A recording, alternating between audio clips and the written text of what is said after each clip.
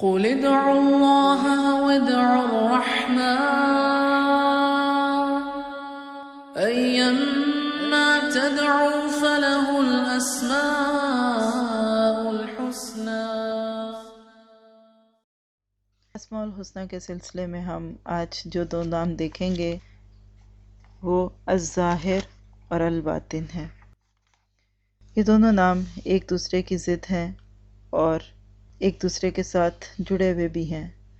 ایک لفظ زبان پہ آتا ہے تو دوسرا خود بخود زبان پر آنے لگتا ہے۔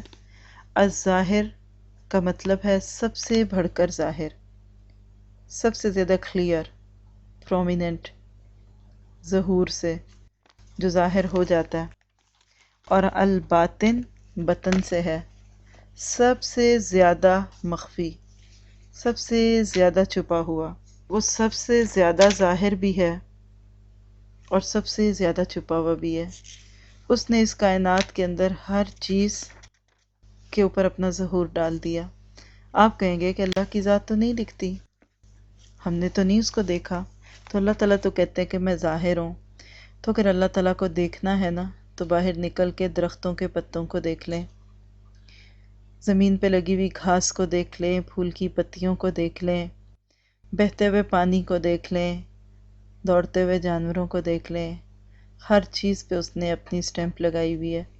شہد اللہ انہ لا الہ الا ہوا، سورۃ آل عمران میں آتا ہے نا کہ اللہ نے گواہی دی اپنی توحید پہ اور فرشتوں نے اور علم والوں نے۔ تو یہ گواہیاں کہاں ہیں؟ یہ کائنات کے اندر مختلف چیزوں میں دکھتی ہیں، اور اسی طرح پھر وہ الہامی کتابوں میں ظاہر ہے، اپنے اس کلام میں ظاہر ہے۔ اور اگر اللہ تعالیٰ کو باطن کی صورت میں دیکھنا ہے تو پھر وہ اتنا چھپا ہوا ہے کہ سب سے زیادہ چھپا ہوا۔ دنیا میں کوئی چیز چھپی ہوتی ہے نا کہیں سے کھل جاتی ہے، لیکن وہ اتنا مخفی ہے کہ حواس سے محسوس کرنا تو دور کی بات، عقل اور فکر، سوچ، خیال تک کو اس تک رسائی نہیں ہے، اس کی حقیقت کو کوئی پا نہیں سکتا۔ اور اللہ تعالیٰ کے یہ دونوں نام نبی صلی اللہ علیہ وسلم کی ایک دعا سے بہت اچھی طرح سمجھ میں آتے ہیں۔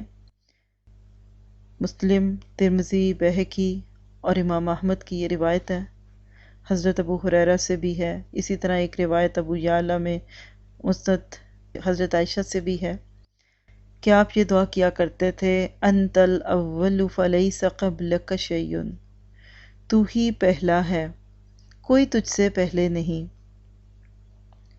وانت الآخر فلیس بعدک شیء، اور تو ہی آخر ہے، کوئی تیرے بعد نہیں، وانت الظاہر فلیس فوقک شیء، تو ہی ظاہر ہے، کوئی تجھ سے اوپر نہیں، وانت الباطن فلیس دونک شیء، تو ہی باطن ہے، کوئی تجھ سے مخفی تر نہیں ہے۔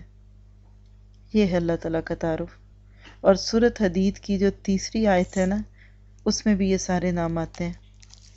تو اللہ تعالیٰ کی ذات ایک ہی وقت میں دو مختلف چیزوں میں، دیکھیے دنیا کی کسی چیز کو آپ یہ نہیں کہہ سکتے کہ یہ کالی بھی ہے اور سفید بھی ہے، یہ ٹھنڈی بھی ہے اور گرم بھی ہے۔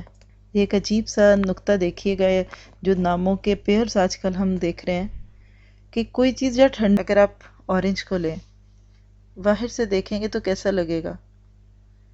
اورنج کلر، سخت، چمکتا ہوا، لیکن جب اس کے اندر سے کھولیں گے تو کیا دکھے گا؟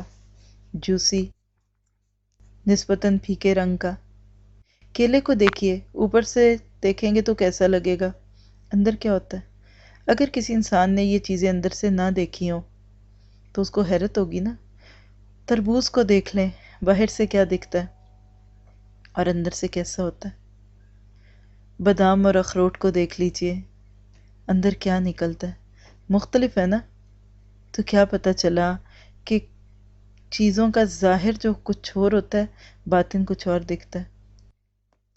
اندر کی چیز نرم ہے تو باہر کی سخت ہے، یہ مادی چیزوں کی بات ہے نا۔ لیکن اللہ کی ذات ظاہر اور باطن ہوتی ہے کیسے کہ وہ دو مختلف چیزوں میں دکھتی ہے۔ کوکونٹ کو دیکھ لیں، ناریل کو، پیاز میں تو چھلکے ذرا تہیں بنتی ہیں نا. اب اللہ تعالیٰ کے ناموں پہ ہم بہت زیادہ اس طرح سے نہیں کر سکتے کہ اس کی یہ مثال ہے، کیونکہ لیس کمثلہ شیء، اس کی تو مثال کی بھی کوئی مثال نہیں ہے. اس لیے بس اللہ تعالیٰ کے لیے یہ سوچ لیں کہ اس کے سامنے حقائق کھلے ہوئے ہیں، کہیں وہ ظاہر ہو کے سامنے آ جاتا ہے اور کہیں چھپتا ہے. حضرت موسیٰ اور خضر کا قصہ تو آپ نے سنا ہی ہوگا نا. وہ ساری ظاہر اور باطن کی جنگ ہے. حقائق کچھ اور دکھتے تھے لیکن باطن میں نتائج کچھ اور تھے. ایک معصوم بچے کا قتل بہت بڑا گناہ ہے، لیکن اس کے اندر آپ دیکھیے کہ کتنی بڑی حکمت تھی. اگر کشتی کو پھوڑا تو ظاہر وہ ایک کچھ اور حکم تھا، لیکن اس کے اندر کچھ اور تھا. تو اللہ کی ذات ظاہری گناہوں کو بھی جانتی ہے اور باطنی گناہوں کو بھی جانتی ہے. یہ ہے اس نام کے ساتھ تعلق. کوئی گناہ ظاہر کر کے کریں یا باطن کریں، چھپا کے کریں، یہ جان لے کہ الظاہر والباطن نے سب کو جان لیا، ہر چیز کا اس کو پتہ چل گیا. اس ذات نے عورتوں کو کہا کہ تم بھی چھپ جاؤ، اپنی خوبصورتی کو ہٹا لو، دوسروں کی نگاہوں میں ظاہر کرنے سے اپنے آپ کو بچا لو. اور کچھ چیزوں کو ظاہر بھی کر دیا مردوں کی صورت میں. کیوں؟ کہ وہ ہر چیز کی حکمت جانتا ہے. اس کا کوئی حکم ایسا نہیں ہے کہ جس کے اندر کوئی حکمت نہ ہو. سانپ کو دیکھیے، بظاہر کیسا ہے؟ خوبصورت، چمکتی ہوئی سکن اور اندر زہر چھپا ہوا ہے. شیر کو دیکھیے، بظاہر اس کی کھال، اس کے بال کیسے ہیں، لیکن خون کا پیاسا ہے. چیزوں کے اندر مختلف قسم کی کیفیات اسی ذات کی پیدا کرتا ہے جس کو الظاہر اور الباطن کہتے ہیں. پھر آپ دیکھیے کہ اللہ نور السماوات والارض مثل نورہ کمشکات. اس مثال پہ بھی غور کریں تو آپ کو اللہ تعالیٰ کا الظاہر اور الباطن ہونا دکھتا ہے. جب کسی کے اندر اللہ کی محبت آتی ہے نا، تو اللہ تعالیٰ پھر اپنے راز اس پہ کھول دیتا ہے. جو انسان اللہ تعالیٰ سے بہت محبت کرتا ہے نا، تو اللہ تعالیٰ پھر اس کو بہت سارے سیکرٹس دے دیتا ہے، کوڈ ورڈز بتا دیتا ہے، اور پھر وہ بندہ دن بدن اللہ تعالیٰ کے قریب جاتا ہے. لیکن اس کے لیے بھی کوئی غیر مسنون طریقہ نہیں کرنا. بعض لوگوں نے اللہ تعالیٰ کے ناموں پہ غور کرتے ہوئے بعض دفعہ اس قسم کے چلے کاٹے، اس طرح کے کام کیے کہ جس کے نتیجے میں پھر شریعت کی حدوں سے نکل گئے. تو ہم نے اپنے ظاہر کی بھی حفاظت کرنی ہے اور اپنے باطن کی بھی. اللہ کی ذات سے تعلق پیدا کرنا ہے. ظاہری گناہوں سے بھی ڈرنا ہے اور بچنا ہے، اور باطنی گناہوں سے بھی ڈرنا اور بچنا ہے.